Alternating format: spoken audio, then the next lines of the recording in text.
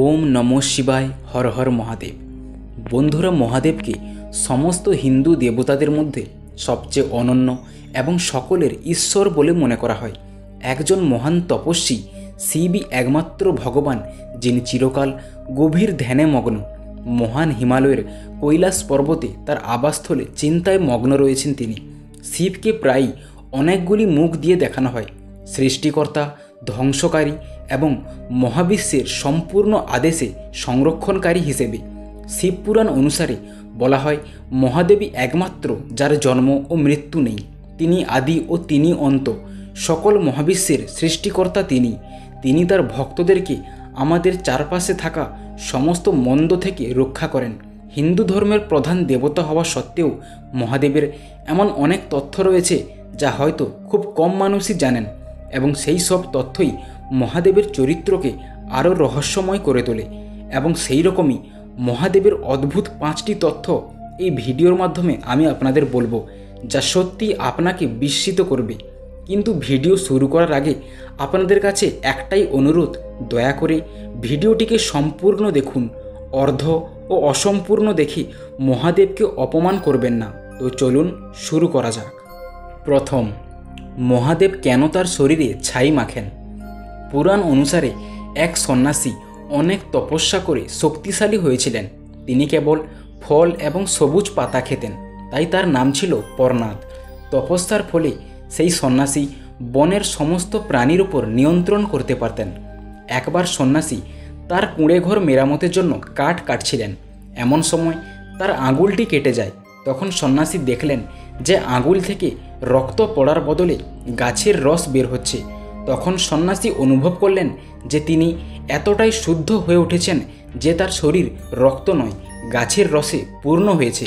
এতে তিনি খুব খুশি হলেন এবং নিজেকে নিয়ে গর্বিত হলেন। সন্ন্যাসী নিজেকে পৃথিবীর সবচেয়ে পবিত্র ব্যক্তি মনে করতে শুরু করলেন। তখন ভগবান শিব এটা দেখে একজন বৃদ্ধের রূপ ধারণ করে সেখানে পৌঁছলেন। সন্ন্যাসীকে তিনি জিজ্ঞেস করলেন যে তিনি এত খুশি কেন। তখন সন্ন্যাসী তাকে সব কারণ জানালেন। সব জেনে তাকে বৃদ্ধরূপী মহাদেব বললেন, গাছপালা ও ফল জীবিত থাকলে রস হয়, কিন্তু গাছগাছালি শুকিয়ে গেলে পুড়ে ছাই হয়ে যায়। শেষ পর্যন্ত শুধু ছাইটুকুই রয়ে যায়।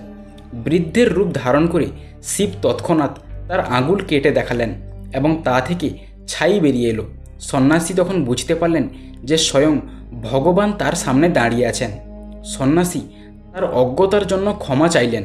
কথিত আছে যে তখন থেকেই ভগবান শিব তার শরীরে ছাই লাগানো শুরু করেছিলেন, যাতে তার ভক্তরা এই জিনিসটি সর্বদা মনে রাখে, যার মূল কথা হলো দৈহিক সৌন্দর্য নিয়ে অহংকার করো না, বরং চরম সত্যকে স্মরণ করো।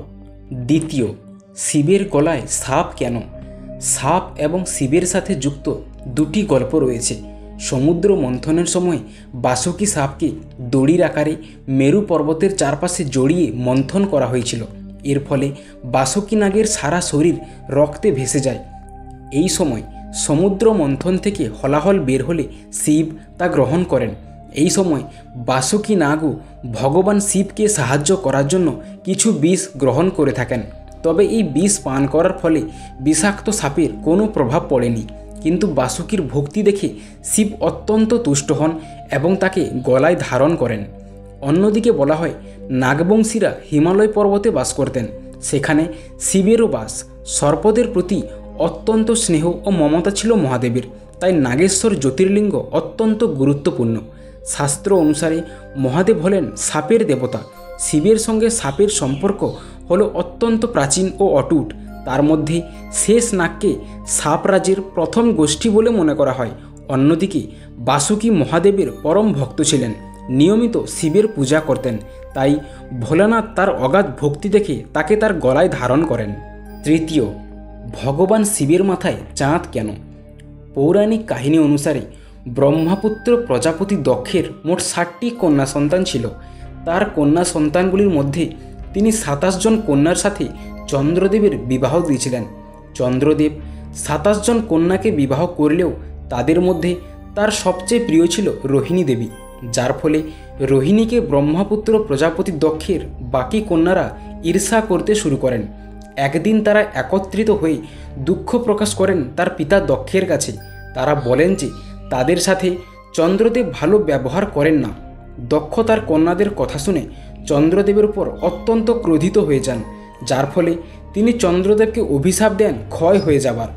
এই অভিশাপ থেকে মুক্তি পাওয়ার জন্য তখন চন্দ্রদেব কোনো উপায় না দেখতে পেয়ে মহাদেবের কঠোর তপস্যা শুরু করেন।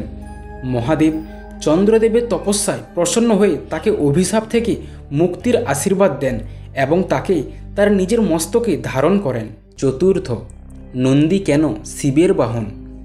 পুরাণ অনুসারে শিবের কঠিন তপস্যা করে নন্দীকে নিজের পুত্র সন্তান হিসেবে লাভ করেন শিলাদ ঋষি।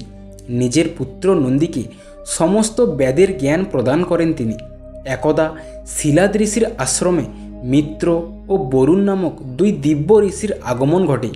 পিতার আজ্ঞা পেয়ে সেই দুই ঋষির সেবা যত্ন করেন নন্দী। সেই দিব্য ঋষি যাবার সময় শিলাদকে দীর্ঘায়ু ও সুখী জীবনের আশীর্বাদ দিয়ে যান, কিন্তু নন্দীকে তারা কোনো আশীর্বাদ দিয়ে যান না। তখন এই ঘটনা দেখে তাদের কাছে শিলাদ ঋষি এর উত্তর জানতে চান। তখন তারা জানান যে নন্দী অল্পায়ু, অর্থাৎ নন্দী আর খুব অল্প দিনই বাঁচবে। একথা শোনার পরই শিলাদ ঋষি চিন্তিত হয়ে পড়েন।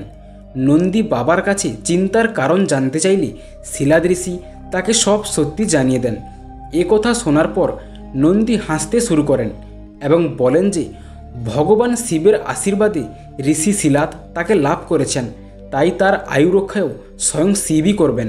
তখন ভুবন নদীর ধারে নন্দী শিবের তপস্যা শুরু করেন। কঠোর তপস্যার পর শিব প্রকট হন এবং নন্দীকে বর চাইতে বলেন।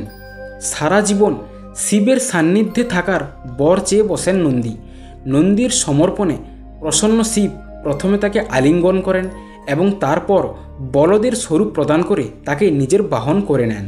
পঞ্চম, মহাদেব কেন গাঁজা সেবন করেন? পৌরাণিক কাহিনী অনুসারে একবার ভগবান শিবের সাথে মাতা পার্বতীর তর্ক হয়েছিল এবং তাই মহাদেব রাগ করে বাড়ি ছেড়ে হিমালয়ের জঙ্গলে চলে যান। ক্লান্ত ও অবসন্ন হয়ে তিনি একটা গাছের নিচে শুয়েছিলেন। যখন তিনি জেগে ওঠেন তখন তিনি অত্যন্ত ক্ষুধার্ত ছিলেন, তাই সেখানে থাকা গাছের কিছু পাতা খেয়ে ফেলেন এবং তৎক্ষণাৎ তার মেজাজ রাগান্বিত থেকে খুশিতে পরিবর্তিত হয়। তিনি তার শরীরে নতুন শক্তির ঢেউ অনুভব করছিলেন এবং এইভাবে তিনি তার পরিবারের কাছে ফিরে আসতেও বাধ্য হন। এটিই ছিল গাঁজা গাছ এবং ভগবান শিবের দ্বারা গ্রহণযোগ্যতার কারণে এটি মর্যাদায় উন্নীত হয়েছিল। কিন্তু শিবপুরাণ ও আলাদা গ্রন্থ অনুসারে কখনোই এটা বলা হয় না যে শিব গাঁজা গ্রহণ করেছিলেন বলে মহাদেবের প্রসাদরূপে আপনিও এটা গ্রহণ করবেন। কখনোই মহাদেবের অনুকরণ করতে যাবেন না, এতে হিতে বিপরীত হতে পারে।